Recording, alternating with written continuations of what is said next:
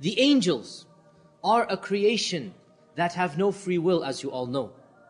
Their sole purpose in life is to execute the commandments of Allah. And while they do that, they worship Allah constantly. They pray, they do dhikr, they prostrate. The Prophet ﷺ said in a beautiful hadith, he said, the skies above us are creaking. You know when something is on wood, it creaks, something heavy. The skies above us are creaking, and they have every right to creak. Why? He said there is not a single space the width of a handspan, except that there is an angel doing dhikr or ruku' or prostration to Allah. This is the skies above us. The Prophet ﷺ is telling us the sheer quantity of angels. And Allah tells us in the Quran that these angels, they worship Allah without eating, without drinking, without sleeping, without becoming tired. Imagine constantly doing this type of worship. Additionally, the angels have been created eons before the creation of Adam. We have no understanding of the time frame when the angels were created. And they shall live long after the destruction of earth and all that is on it. So the angels do not procreate. The same angels have existed from time immemorial until the trumpet is blown. And when the trumpet is blown, Allah will take the souls of even the angels. Now imagine now, these are the angels of Allah worshipping in this manner and form, constantly. What will they say when the trumpet is blown and they face death? After having worshipped Allah in this manner, the Prophet ﷺ told us that the angels will say, Subhanaka ya Rabbana, exalted are you, O our Lord, ma abadnaka haqqa ibadatik. We have not worshipped you the way you deserve to be worshipped.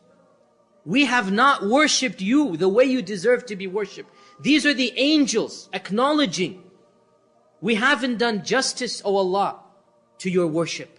And this is after what they have done. Imagine now in our scenarios, we worship Allah a measly 10, 20, 30, 40 years. Even these 30, 40 years, what, 20, 30 minutes a day we stand up for prayer, for salah, for zakah, whatever we do. And we think we have accomplished a lot. Look at the angels who are sinless, never committed a sin, worshipping Allah for a time span our limited minds cannot even understand. We can't even comprehend this infinity.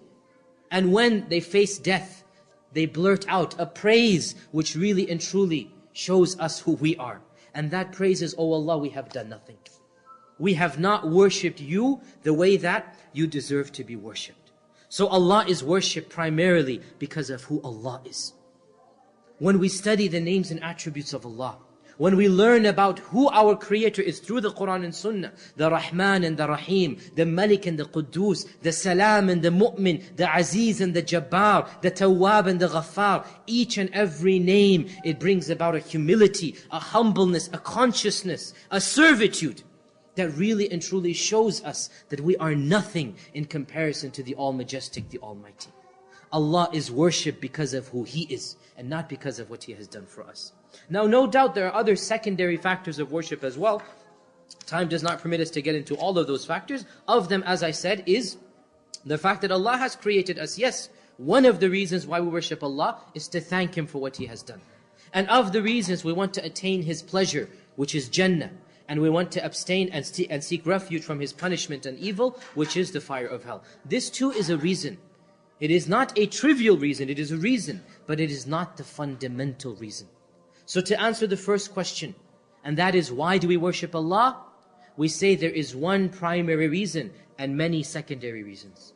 And the primary reason overshadows all of these secondary reasons put together.